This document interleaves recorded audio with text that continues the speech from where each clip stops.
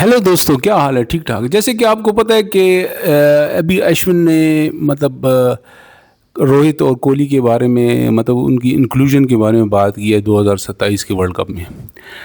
असल में मैं एग्री नहीं करता अश्विन के साथ। मतलब मेरा नहीं ख्याल कहता है कि मतलब 40-40 साल के प्लेयर्स आप डाल के मतलब आप एक्सपेक्ट करते हैं कि आप 2027 का वर्ल्ड कप जीत जाएं। ये कोई गारंटी नहीं है। एक तो ये बात। दूसरी बात ये है कि देखें, जब इंडिया के पास इतने प्लेयर्स हैं, मतलब आप जिसे कहते हैं ना कि थोक के हिसाब से इतने प्लेयर्स हैं और ख़ासकर बैट्समैन। देखो, अगर रोहित शर्मा और कोहली बॉलर्स होते ना तो फिर भी वो कर सकते थे। मतलब एग्री कर सकते थे इस बात से, क्योंकि आपको एक्सपीरियंस की ज़रूरत होती है ना। क्योंकि अक्सर बॉलर्स होते हैं, जैसे एक ज़माने वसीम अकरम थे, वक़ार यूनुस थे, ये वो बॉलर्स हैं कि जिनका बहुत एक्सपीरियंस था। ठीक है, तो वो देखें, वसीम अकरम भी बड़े अरसे तक खेलते रहे, आखिर तक। तो अगर रोहित शर्मा और कोहली बॉलर्स होते तो मैं डेफिनेटली एग्री करता अपना अश्विन के साथ। लेकिन आप ये तो दोनों बैट्समैन हैं, ठीक है। और बैट्समैनों की तो आपके पास जितने भी आप पत्थर उठाएं तो आपको एक बैट्समैन इंडिया में मिलता है, ठीक है। और अभी तो आपके पास ऐसे भी आप देखा जाए, आपके पास पीछे कितने बैट्समैन बैठे हुए हैं। देखो, संजू सैमसन को आप क्यों चांस देते? देखो, उसका हक है, सबसे पहले उसका राइट बनता है टीम में आना, ठीक है। फिर आपके पास सूर्यवंशी की जो एक ये है, मतलब एक नया प्लेयर आपके पास आया, आप उसको यूज़ कर सकते हैं, ठीक है। चलो, उसके पास एक्सपीरियंस अभी फ़िलहाल नहीं है, लेकिन इसके अलावा भी बैट्समैन तो बहुत हैं। आपके के राहुल है, आपके पास रिंकू सिंह पीछे है, उसको आप यूज़ कर सकते हैं, ठीक है। और इसके अलावा आप देखें, आपके पास मतलब काफ़ी बैट्समैन पड़े हुए हैं ना। मतलब इसमें तो आप जायसवाल को आप चांस दें। आप जायसवाल को ऊपर से चांस क्यों नहीं देते? मतलब आप एक तरह का रोहित शर्मा को और विराट कोहली को ला के आप दूसरों का जो पोजीशन ख़राब कर रहे हैं, मतलब दूसरा जो यंग प्लेयर है उसका आप हक ले रहे हैं। देखा जाए तो खेलना तो उसको चाहिए, ठीक है जी। दूसरी बात है कि ये जायसवाल और ये दूसरे यंग प्लेयर, आई मीन उनको काफ़ी एक्सपोजर मिला हुआ है। दूसरी बात, और सबसे बड़ी बात ये कि ये जायसवाल जैसा बैट्समैन काफ़ी, मतलब वो अपना 4 डे क्रिकेट भी काफ़ी खेला हुआ है, ठीक है। और इसके अलावा आपके पास बहुत से बैट्समैन पड़े हैं। मैं कहता हूँ संजू सैमसन को फिर आना चाहिए टीम में, मेरा ख्याल में, ठीक है। और रोहित शर्मा जो 40 ईयर ओल्ड है, कोहली 40 ईयर, वो क्या कर लेगा? ठीक है, एक तो इनके रिफ्लेक्सेस भी स्लो हो चुके हैं, ठीक है। फिर फील्डिंग में भी डेफिनेटली आपको वो चाहिए, फ्रेश लेग्स चाहिए, ठीक है, क्योंकि फील्डिंग भी तेज़ी से कर सकें, ठीक है। इनसे मेरा नहीं ख्याल करता कि मैं अश्विन से एग्री करता हूँ इस बारे में कि वो कह रहे हैं कि यार विराट और रोहित से इंडियन टीम को एक बूस्ट मिलेगा। मेरा नहीं ख्याल। आपके पास बैटिंग ऑलरेडी बहुत है, ठीक है। आपके पास बैट्समैन बाहर बैठे हुए हैं, ठीक है। आप ईशान किशन को डाल दें, ठीक है। जायसवाल से आप ओपनिंग करा सकते हैं। के राहुल है, संजू सैमसन है, ईशान किशन है, ठीक है जी।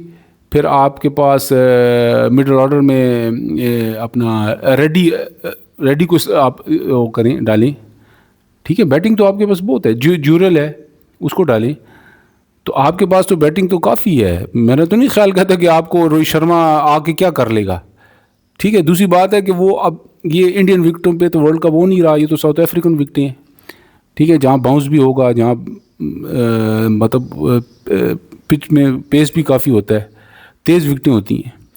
तो इसकी रोहित शर्मा की इंक्लूजन और विराट कोहली की इंक्लूजन मुझे बड़ा सरप्राइजिंग है कि अभी तक आप इवन इनको कंसिडर क्यों कर रहे हैं।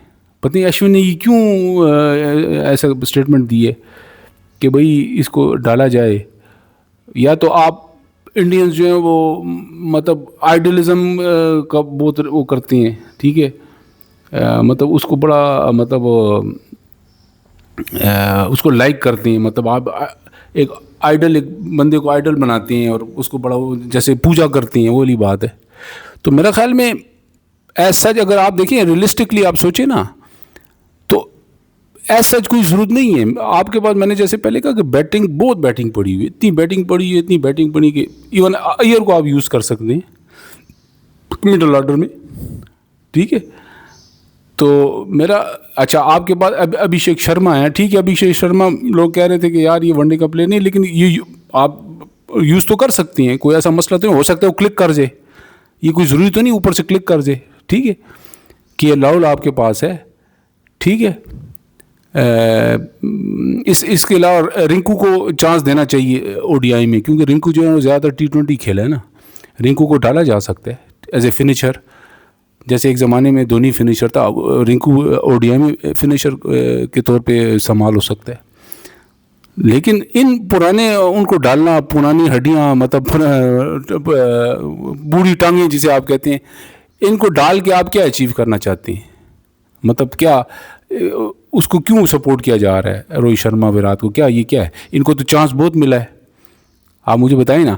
रोहित शर्मा देखो अभी तक ओडीआई विनिंग उसमें नहीं, टीम में नहीं था, ठीक है, कोहली था 2011 के उसमें स्क्वाड में जिसमें इंडिया वर्ल्ड कप जीता था, लेकिन रोहित शर्मा नहीं था। मैं भी शायद ये वजह है कि जी शायद ये 2027 का वर्ल्ड कप साउथ अफ्रीका में जीत जाएं, यही वजह हो सकती है। मुझे तो और दूसरी वजह नज़र नहीं आती, क्योंकि देखो आपके पास अगर इतनी बेहतरीन टीम, इतना टैलेंटेड बैटिंग लाइनअप हो, ठीक है ना, और फिर ऑलराउंडर्स भी ऐसे हैं कि जैसे कि दुबे और हार्दिक पांड्या और इस किस्म के ऑलराउंडर आपके पास हों जो कि अच्छी बैटिंग करते हों, तो मैंने तो नहीं ख्याल करता ऐसे बैट्समैनों की ज़रूरत है, ठीक है। हाँ ये होता है, अक्सर बार ऐसा होता है कि एक्सपीरियंस प्लेयर को उस टाइम लाया जाता है कि जब देखा जाता है कि यार ये जो स्क्वाड हमने लिया है इसमें जो प्लेयर्स हमारे पास हैं वो इतने अच्छे नहीं हैं, या मतलब उनका एक्सपोजर इतना इंटरनेशनली वो नहीं चल सकते, तो फिर आप कह सकते हैं, फिर आपकी बात मानी जा सकती है कि नहीं यार इनका एक्सपीरियंस जो है ना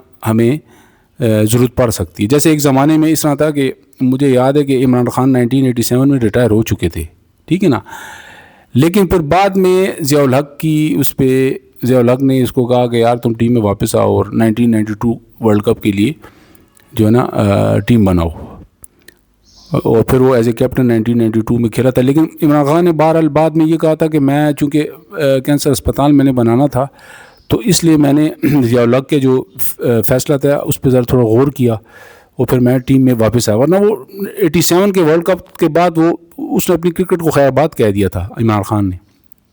तो ये उस सूरत में होता है। देखिए उस ज़माने में भी पाकिस्तान के पास टीम तो थी नहीं, इमरान खान ने क्या किया कि 60-70% नए लड़के थे, बिल्कुल यंगस्टर्स थे, इनएक्सपीरियंस थे, उनको ऑस्ट्रेलिया लेके चला गया और खुशकिस्मती से वर्ल्ड कप भी जीत दिया। ठीक है उसके साथ मियादाद थोड़ा एक्सपीरियंस था, लेकिन आप ये देखें कि वो और डिसीजंस थी। देखिए उसमें यह था कि पाकिस्तान के पास सच प्लेयर नहीं थे, जो प्लेयर थे भी उनका इतना एक्सपोजर नहीं था, जैसे इंजमाम था, जैसे आमिर सुहेल था, ठीक है, जैसे मुश्ताक अहमद था, ये सारे नए थे। इवन आकिब जावेद भी थोड़े अरसे खेला था, 1-2-3 साल खेला था।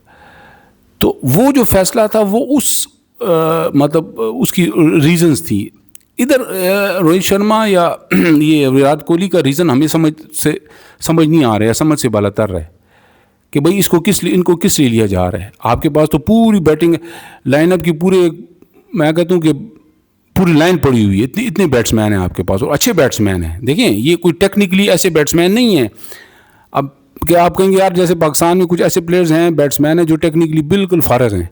इंडियन बैटिंग टेक्निकली बहुत स्ट्रॉन्ग बैटिंग है, मतलब उनकी टेक्निक आप देखें, टेक्निक वाइज वो अच्छे बैट्समैन हैं, ठीक है। केएल राहुल ऊपर से हो गया, ठीक है, ईशान किशन हो गया, इनकी टेक्निक्स भी अच्छी टेक्निक्स हैं, स्ट्रॉन्ग मतलब सही प्रॉपर बैटिंग करती हैं, ठीक है।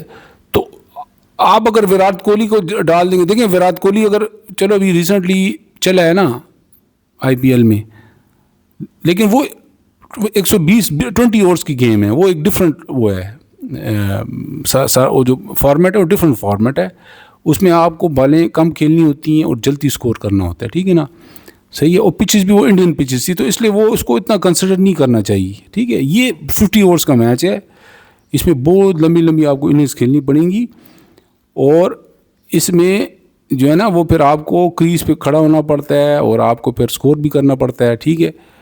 और फिर आपको मतलब मैच की सिचुएशन के मुताबिक खेलना होता है, उसमें फिर इतना आसान नहीं होता, ठीक है ना जी।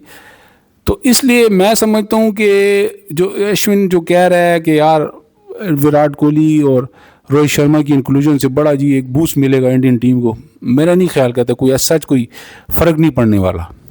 बेहतर ये है BCCI के लिए कि आपके पास जो टीम मौजूद है, बड़ी टैलेंटेड टीम है, ठीक है, उसी में से आप सिलेक्शन करें। यंग प्लेयर हैं और यंग प्लेयर ही आपको डिलीवर करके देंगे, ये आप लिख लें।